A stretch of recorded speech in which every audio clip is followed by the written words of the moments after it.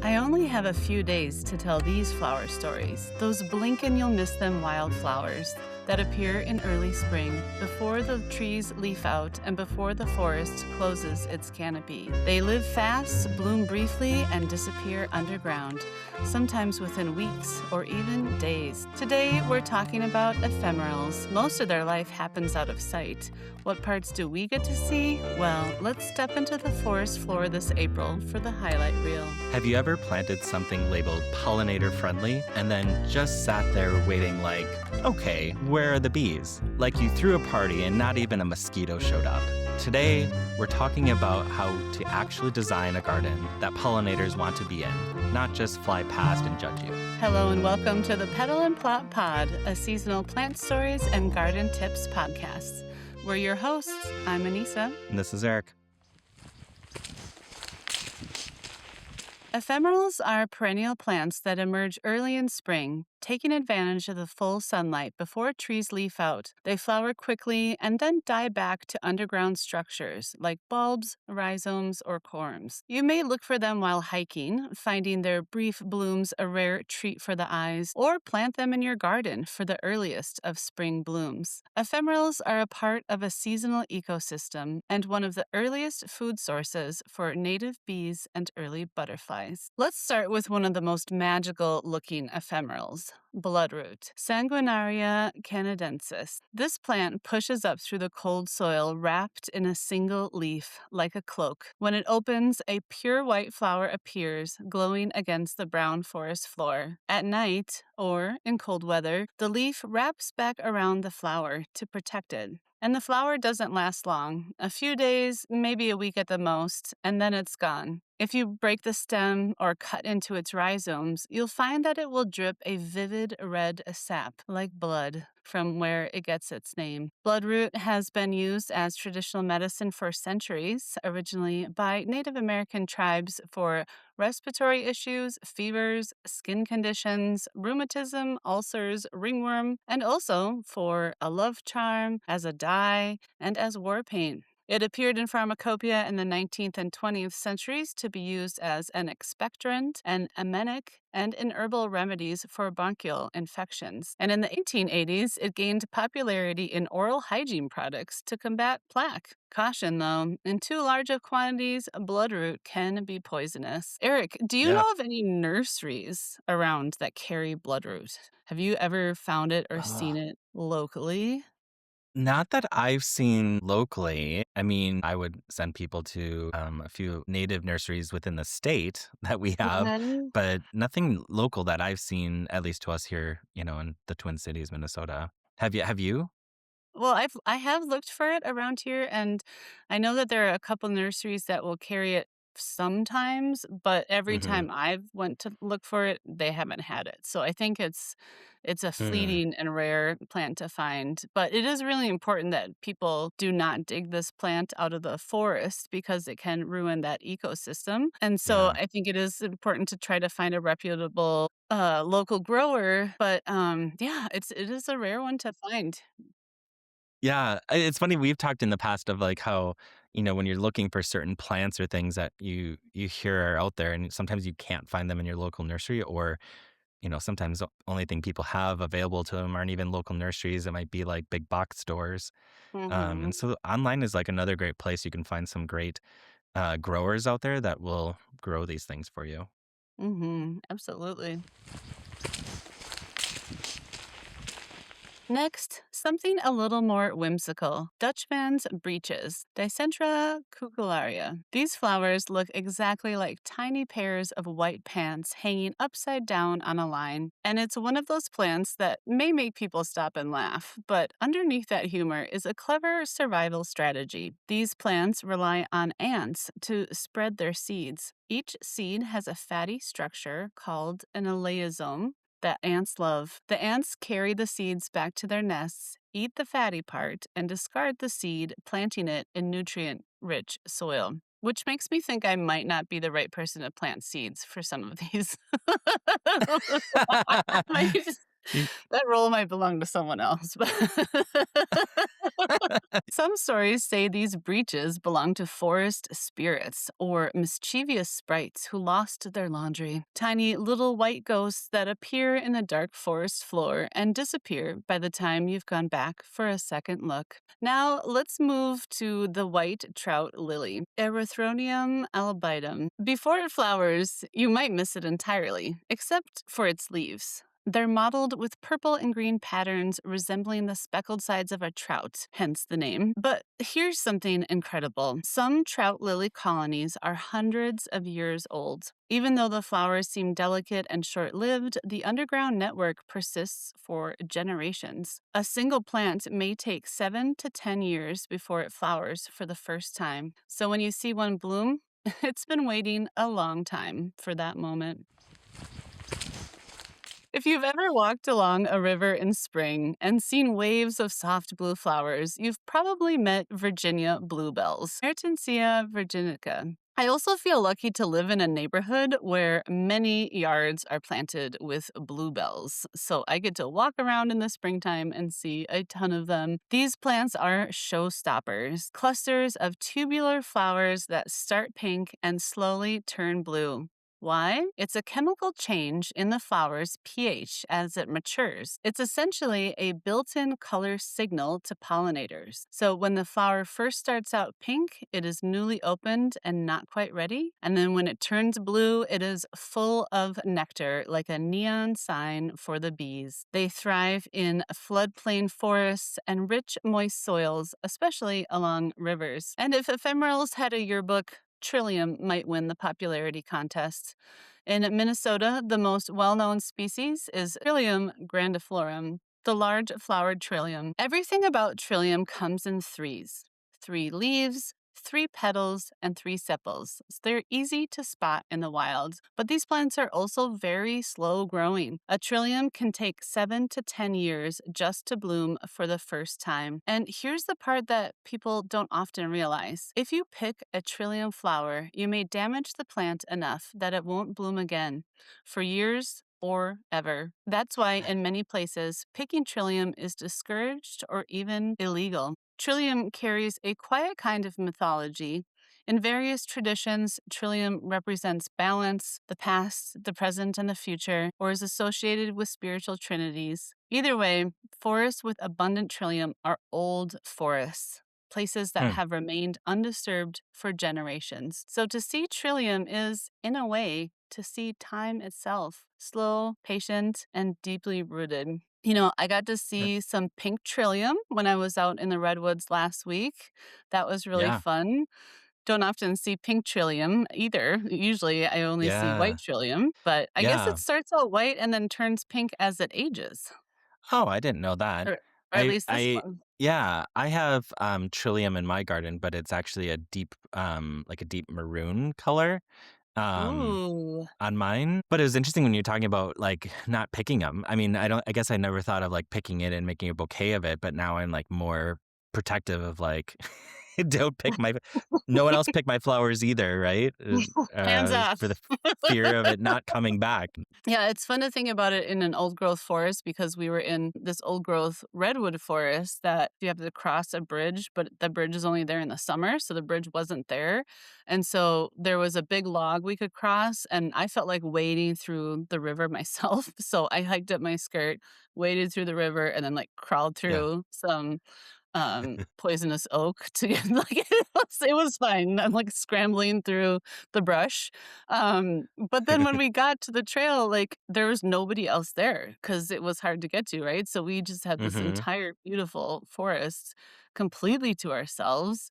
It was super Wow. magical. And then yeah, there was a bunch of trillium decorating the forest floor all over. It was really fun to see. Oh, that's awesome. It reminds me when I was in England, which has some really old gardens, right? Like maybe not naturally have occurred, but I mean, it's been hundreds of years that some of these gardens have been in place, and they'd have a woodland garden, and many times would have different ephemerals, and they would just blanket the whole forest floor, which is just gorgeous to see. Yeah, it's such a treat to see ephemerals. Yeah. You were also talking about Virginia bluebells like changing color, and it made me think of like lungwort or pulmonaria. And I believe they're part of the same family because lungwort also changes flower color. It's where sometimes you get a pinky blue color coming off of them. And I think they're both part of like the borage family, if I remember right. So, I love lungwort flowers. Those are really pretty too. mhm. Mhm. Finally, we leave the forest and head to the prairie. Meet the pasque flower, Anemone patens, one of Minnesota's earliest bloomers. Soft, fuzzy stems, lavender petals, and golden centers. It blooms so early, it sometimes pushes up through the snow. It's more adapted to dry prairies instead of forests, and its silky hairs help protect it from the cold and help retain moisture. In some traditions, pasque flowers are seen as symbols of rebirth and resilience, and in other folklore, they are considered wind flowers, connected to spirits or the breath of the earth itself. Now, I know I didn't mention all of the ephemerals, but are there any favorite ephemerals you want to add to the list there? Um I mean, you just mentioned pasque flower. That actually is probably my most favorite. Hmm. And I have several of them. I actually grew from seed in my garden. And that was a plant that I remember finding at the Landscape Arboretum here in Minnesota, and being like, "What is that plant?" Because how you were describing it, its fuzziness, just Hmm. really stands out. I feel like compared to all the other plants blooming. And then after it's done flowering, it also has a very interesting kind of like tassely looking flower after the petals have dropped look to it. So it like has some really interesting Hmm. characteristics. Yeah, I really like the pattern that the petals and the seed head has after the petals are gone. It's so pretty looking. Yeah, right. It reminds me of like a clematis. I really like Jack in the Pulpits. Ah, They're yeah. so Oh, they look like that's orchids. nostalgic. That reminds me of my parents. Yes. Really? Yeah, Yes. because Yeah. there's obviously a female one and a male one, and they don't last long at all. Like, the whole plant is just up and down, super quickly, but they're Yeah. so cool looking. Yeah. I also like foam flower. Oh, I yeah. think is really Mhm. cool, especially when you can get it kind of in a mass planting. Because when they all flower at once, it's just kind of this delicate, lacy white flowers that you kind of see. Oh, and Mayapples. Oh, yeah. You know, I have one of Mayapples are those. really I pretty. forget I You have do? it. I do. And I That's was so so happy when cool. it actually, showed up and stayed. Nice. That's how I felt about my Jack in the Pulpits when they came back. The first year they came back, I was just like, "Yes!" Yeah. That's so fun. And then I also love lady slippers. And we're Oh, gonna have to yeah. do a future podcast on lady slippers, so maybe I won't go too 100%. depth. But I have one. Have I told you this story, Anissa? So I know that you have a lady slipper. I have one slipper, literally like Cinderella, and I have one slipper, and it took, oh gosh, 3, 4 years before I even saw a flower. So every year would come up and I'd see the leaves and it'd be like, "Cool," and then, like, nothing happened. And then it was, like, by, like, year 4, I feel like all of a sudden I got a flower and it was like, Oh, the the world had stopped and I was like, "This is yes. it." Amazing. But, Amazing. those are really cool too. Yes. Stay tuned for the podcast in June about lady slippers when they're flowering. Yes.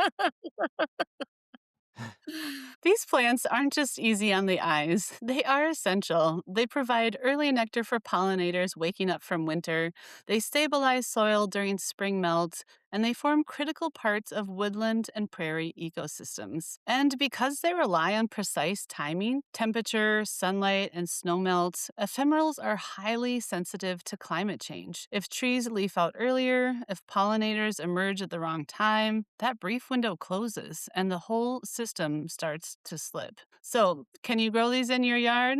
Absolutely. Most ephemerals, like bloodroot and trillium, want dappled spring sunlight, deep shade in the summer, and rich, loose organic soil. So, the easiest way to do this would be to put it under, but not too close to, a deciduous tree. And do not clean up your fallen leaves. That leaf litter protects bulbs and rhizomes, retains moisture, and feeds the soil. In other words, it is their natural habitat. Don't expect instant carpets of flowers. This is the hardest part. Trillium, lilies, and others might take years to establish, and they might not bloom right away. So think of it as you're planting for the future version of your garden. Don't dig them out from the wild. It damages fragile ecosystems, and many species will not survive transplanting. So, as much as you might see it and want to bring it home with you, better to leave it and let it live than try to move it and kill it. Instead, buy from native plant nurseries as local to your area as possible and from reputable growers that specialize in woodland plants. And here's the magical and slightly unsettling part of growing ephemerals. By early summer, they're gone. Your garden space may look very empty. But underground, they're alive, their roots are storing energy, expanding, and preparing for next year. To fill these holes in your garden for the rest of the season, you can plant things like hostas next to them. So as your ephemerals fade away, the hostas will come up and unfurl and fill in that empty spot a bit. And next time you're walking through a Minnesota forest or prairie in early spring, look down because for a few days each year, the ground is alive with stories. White petals that bleed red, flowers shaped like pants, leaves that look like fish, blossoms that change color, and prairie blooms that come up in the snow. They won't be here for long. And maybe that's the point. Ephemerals remind us that not everything is meant to last all season.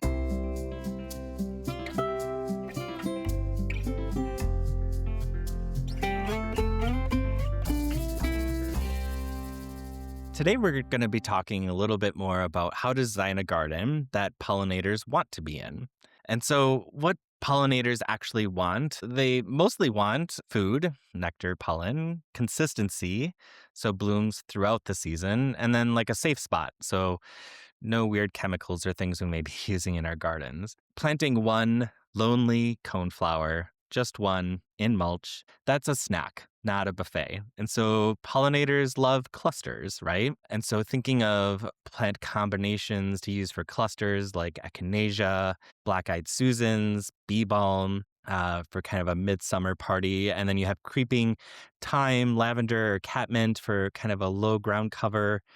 And then allium, salvia, yarrow, and even the ephemerals you talked about, Aneesa, to kind of create additional interest. And I think the one thing people mistaken and don't know, those double or fully petaled flowers, like your fancy cone flowers, they may like look great, but bees can't really get in. It's more like a decorative pillow versus a dinner plate.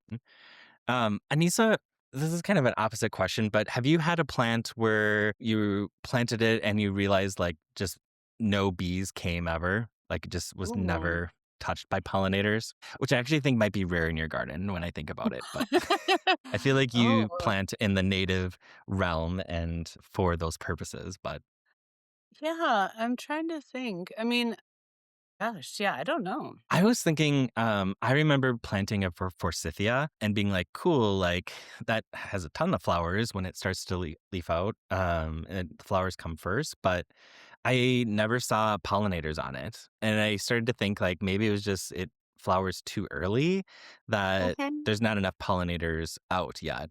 And so I feel like sometimes there's some plants that like their timing of the year, maybe when their flowers isn't necessarily meant for that. It could be used for other types of pollinators like ants or other things that maybe come by, right, and help pollinate or move seeds. But definitely, I think the coneflower is probably like the quintessential plant that maybe has been bred to look really pretty and cool, maybe in the garden, but actually doesn't really offer a lot to our pollinators, right? That's what if those like those double bloomed cone flowers that have the layers of petals. I know those are hard on Yeah. pollinators. Yes. Yeah, exactly. Yeah. And so it's just something I feel like when we get asked this question right at the garden center and people are like, I'm looking for a pollinator. And sometimes I'm like, want to give them a general thing to look for or giving a full list versus like walking around to every single plant they could consider. And I think that's like a good rule of thumb to think of something that's like, has an open center to that pollen, a good landing spot for them to come to, and that can give you like a good indicator. So the other thing is designing for blooms all season. So it's one thing to have like great flowers that are great for pollinators, but if you kind of don't have it throughout the season, it can be harder to keep some of those pollinators in your garden. And so thinking of the early bloomers, like we just talked about the ephemerals, so the pasque flower or phlox or squill, and then you transition into the mid-season, either with some salvia or you get into like coneflowers, bee balm, my times catmint, and then late season, even with like sedums, asters, goldenrod, you can have, kind of this full season of food for your pollinators. And so even like a small garden, if you just use one or two plants from each of those phases would like immediately probably extend that pollinator activity in your garden. Anissa, do you notice any dead zones in blue time? And like how do you go about fixing or figuring that out? Yeah, I feel like there's always a slump where you have like the first things that come up in the spring, and then there's a little bit of a lull before like the midsummer plants really fill out. I feel like that's probably when I see the biggest lull. I do notice like my early season, I don't see quite as many pollinators as I definitely do late in the season for sure. But that doesn't sometimes mean that they aren't there, right? Talking a little bit more about native plants. So natives are really kind of like pollinator gold, I feel. So, but we want them to kind of like look intentional and sometimes I think pairing natives with like other ornamental nectar rich plants can be helpful, maybe in designing a garden. So if you think of like native backbone examples, like milkweed, which is great for monarch and like egg laying, blazing star for butterflies and bees, wild bergamot, which is a great bumblebee favorite, and then adding in some other ornamentals like some of the salvias, lavender, or those echinaceas that have many different options as long as they're not the poofy ones, right? And that like those combinations can be great. And I also like to add a lot of grasses, I think, in that space because I think that helps add some structure into kind of a wild garden feel. I feel like I think a little of like the Pete Udoff garden design sometimes that has a lot of grasses as kind of the matrix base to some of those gardens. And I think that can help whether from people just throwing seeds down and being like, great, there's a pollinator garden. And sometimes it just needs a little more structure, or even plants that'll help hold them up if it gets windy or rainy, and kind of can help create a better design for you. That's so true because a lot of those tall natives will flop over or just like lean really far. So it is Yeah. nice to have something there that will catch them a little bit. Right? Or where do you plant them? Make it like being aware of where wind like flows through your garden and maybe it's in a little more sheltered space but still plenty of sun. And I just think there's a good balance, sometimes to that people want a pollinator garden but they don't want it to look messy. And I think that's where I think structure to help, kind of hold the garden together. Or even if you were to do a little boxwood hedge around your pollinator garden, kind of helps it keep tidy and even sometimes can hold up some of those plants or some other small Oh. shrubs just mixed in, that woody texture like kind of helps hold plants up and creates kind of a break and pause for the eye, I think, that can kind of help Mhm. pull it together a little more without going overboard, but just enough of it, I think, can do a lot for a garden too. So, Oh, that's a great idea to have a little short shrub hedge as kind of a border. Yeah, because they can sort of like take over and look messy, and that sort of keeps it looking a little bit tidy, but also giving it support structure. I love that. That's a great idea. I think some of it's also like thinking like a bee. So don't scatter single plants, connect your clusters. So pollinators have like a clear path in like layering those heights and textures. So an example would be like for a low growing like creeping thyme or something low growing mid, your echinaceas, bee balms, catmints kind of are all at the same level. And then something tall like your Joe Pye weed or blazing star or other ornamental grasses that can get quite tall to kind of give you, different levels and textures to play with. And those landing pads I think are key. So if it's like yarrow or even annuals like zinnias are great. The flat top sedums, I think all give places to kind of land throughout your garden, but focusing a little bit on like clustering those and thinking like a bee, how closely can you keep your bee just moving merrily along versus having to cross maybe the full garden or over into your neighbors to get the next thing. So think of it as kind of becoming a buffet with like clear stations. The other thing I was going to talk about, I think is really important, like habitat and things for larval food and water. And so pollinators really need more than just flowers. So they need spaces to live, to reproduce and drink. And monarchs look for milkweed, which they use for egg laying and larval food. Your swallowtails will utilize things like dill and fennel and parsley, which is one of the first things I get. I actually get way more swallowtails than I do monarchs in my garden, mainly because Oh, the dill just cool. keeps coming back every year and feeding them. But Yeah. they always show up for that. Or your hair streak butterflies for other things like oak, willow, and cherry trees. And then thinking of like shelters. So, like bumblebees, having more undisturbed soil, old logs, and things they can go to or burrow into. Sometimes you can find the little houses made of like bamboo. Mm, That does mhm. work. I know like my carpenter bees will utilize that a lot. Having some hollow stems. So, even thinking of the plants you do take, do they have hollow stems through the winter time that some of these bees and other things can utilize?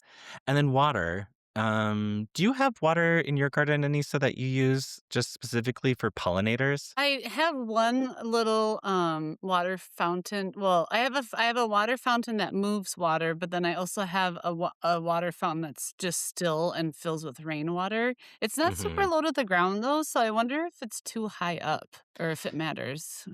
I think it depends, right? On I think the pollinator, but like I think the biggest thing is making sure it's a shallow dish with like rocks even in it. So it's like perching Mhm. spots for them to go to versus a deep bird bath.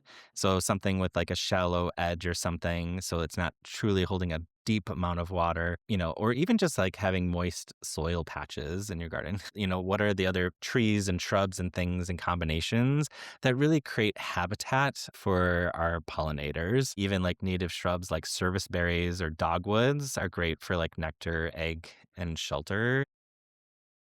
Yeah, that's so important to think about not only just like what flowers you should plant, but also the habitat, like creating a full year-long habitat of places to live, hibernate, drink water, all of that is so important. Yeah, and we've talked in the past too in podcasts of like leaving seed heads, having things like Rudbeckia, Echinacea, and asters that are homes and things used by many of these pollinators. But reducing, obviously chemical use is big. I know some people are like, oh, I'm getting rid of the bad bugs, but more than likely you're also getting rid of some of the good as well. And so I feel like being aware of what you're putting in your garden or what your neighbors put in their garden next to you can make a Mhm. difference. And even keeping things like mulch moderate, not over mulching, can help because sometimes over mulching actually reduces some of the habitat and creates soil that's not ideal for some of these pollinators to live in.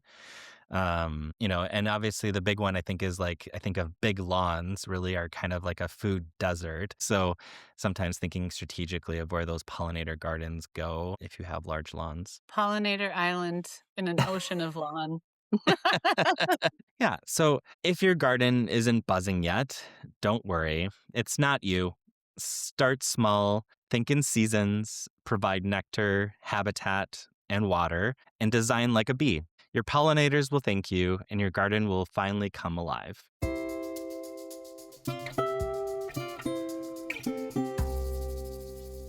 Anissa, do we have a listener question? Oh, yeah, we sure do. Let me see here. Okay. Richmond writes in and asks, is there a rule of thumb for when in the spring I can clean out the fall leaves I raked over my garden beds last fall? Mhm. Hmm. Controversial subject. Yeah, it is, right? I mean, usually the rule of thumb I mean, I mean, here's what I'll say. What I've always heard, and I'll say I don't always abide by this, but usually it's that we have consecutive 50-degree weather when literally the week all looks like it's in the 50s. Um, I also pay attention to my soil temperature a little bit. So I have a thermometer, and when I see that soil temperatures getting into like the 50s as well, then I'll maybe start cleaning up.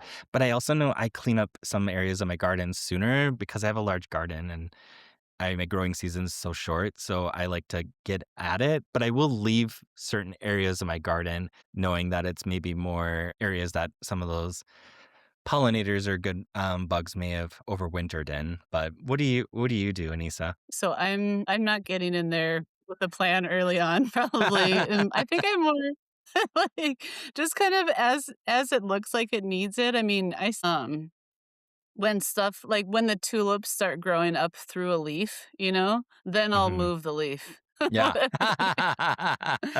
I just kinda do it as needed, I guess, or when it feels right. Like, if I'm like, "Oh, Yeah. wait, that plant underneath there is suffocating. I need to make room for it to breathe," Hmm. or, I loved it if more plant matter decomposes into my garden, but it's just Yeah. kind of that balance. But I agree with Yeah. you that that rule of thumb around, like, 50 degrees, while not a hard and fast rule, that's a good time frame to think about, right? When the Yep. air gets to be that warm. Yeah. Mhm. I mean, I know I benefit a little the trees in my area. I don't have large leafed trees as much. And so a lot of the leaves are really tiny. And I'll just leave those in the flower beds. Like I treat it really as mulch. And so some of it I don't even Mhm. touch in that respect. It is the large leaves that maybe are, like you said, uh, suffocating or just over a plant or some new ephemerals or something coming up that maybe I'll move. I know I'm probably minimally moving things, and even then, I feel like some of it sits a little bit in one corner of my yard. So if I did pick up some critters, they can probably still make their way out for a little bit longer yet. Mhm. Absolutely. Yeah, I know there are still some critters that will need the leaves even after it turns 50 degrees, but yeah, I think I just follow my gut, I guess. Yeah. And sometimes I think the garden's waking up a little bit in that too. So there are places and undersides of leaves that they can go if we get a cold snap or something happens, right? They'll find places. But probably also goes back to our first thing of the Mhm. habitat. So if you're providing habitat, you probably have places you're just going to leave in your garden and not clean up because that's what they're meant for, right? Yep. If you have a gardening question you'd like us to answer, please write to us at petalandplot@gmail.com. And if you enjoyed this episode, please share it with someone you know and click the follow button to hear our next episode. As garden designers here at Petal and Plot, we also offer year-round in-person and virtual gardening consultations and custom garden designs as well. Want to see more of what we're up to? Please follow us on Instagram at Petal and Plot. That's PETALNPLOT.